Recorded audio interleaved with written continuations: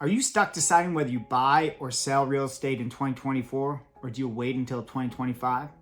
Well, in this video, we're going to go over the August statistics and we're going to answer whether you should be buying and selling right now in this marketplace. So stay tuned to the end and get the tips. All right, without further ado, it's Mark Coons here with Selling Kelowna Real Estate Group, and we're going to just jump right into the August statistics. When you're looking at the overall real estate market, the market had made it a little bit more of a shift in August, and we saw sales come down. We saw overall 100 less sales than we saw in the month of July.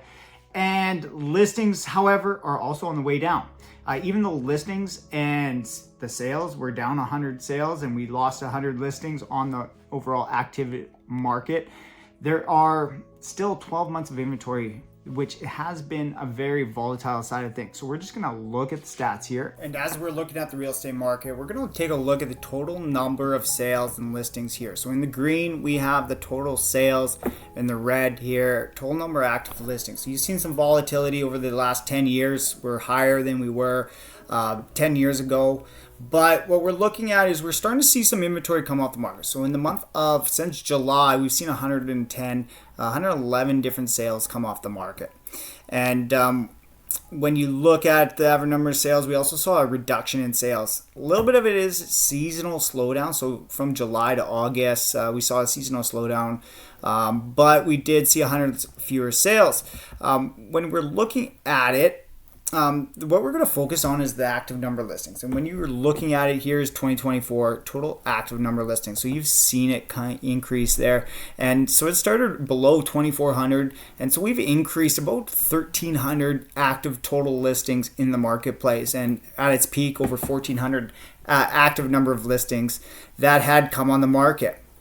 And when we look at the 10-year average, what does that mean? We're looking at, we're down below the 10-year average is usually around 2,900 where it peaks out at. So that's where you're looking at seasonality in the middle of July and June.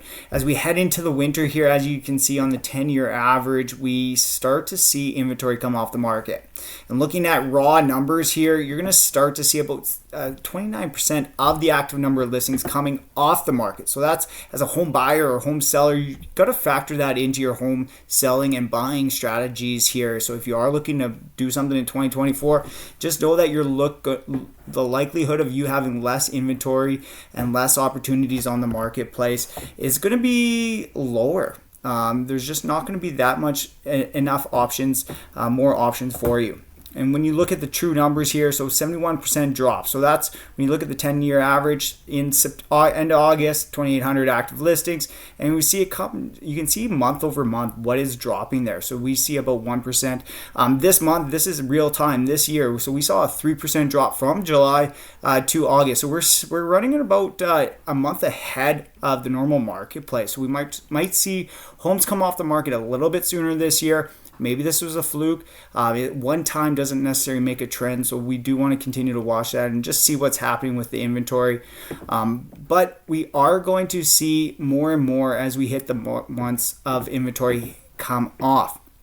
And what does this look like what does the current landscape right now look like for both homes? So here's the difference, what we've seen. So we saw the active number, here's the 10-year average, what you can expect here.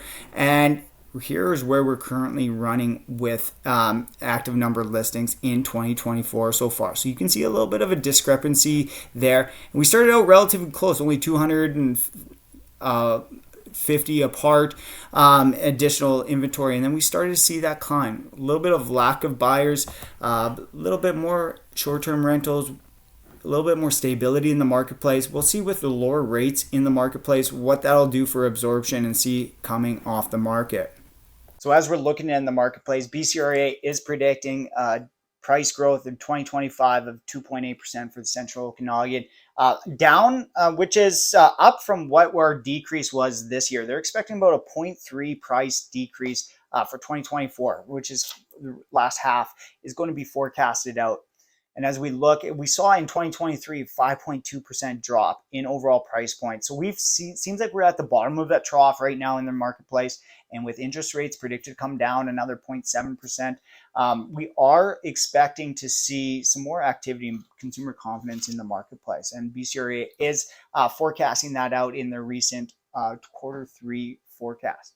We don't have a crystal ball and know which way we're going there, but we are going to see, as a home seller, you're going to have less competition in the marketplace. More than likely, if you're listed in December, you're going to have about 30% less competition than what you currently have right now. So there is an opportunity in the marketplace to make a move, and motivated sellers are typically out there. So there are pros and cons of buying and selling real estate in the winter. We don't necessarily need to be moving in the winter, and so that's a common misconception that a lot of people have, is, when they're selling their home is when they're actually moving. Sometimes it is, but we can also negotiate longer closes, whatever works in different situations. If you did have any questions on the real estate market, pick up that phone, give us a call, whether you're buying, selling, investing, whatever you're looking to do.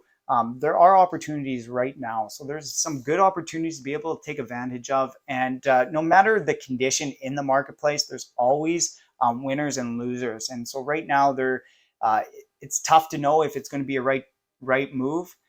But I am banking, based on everything I'm seeing and the interest rates coming down, that it is likely a good time to, as a home buyer right now, you're not going to have that many more options come. There's going to be more options coming in spring, but we're probably going to see a lot more demand as well come in spring, because with springtime also comes additional demand, and a lot of home buyers are looking to purchase in spring. And so if you make the move right now and you're making moves when other people are not, that's when I've found, to quote Warren Buffett, when people are greedy, you want to do the opposite of what they're doing. And when people are not greedy, you want to start to be greedy. So this might be a good opportunity right now to get a little bit greedy, because we're definitely seeing consumer confidence starting to come back. We're starting to see active listings, getting a number of showings and more active than what we previously were. But it is still a great opportunity. And sellers, to be honest with you, there's a lot of sellers out there that do want to sell, and they're willing to make a deal happen. So right now is the right time for the bargaining power.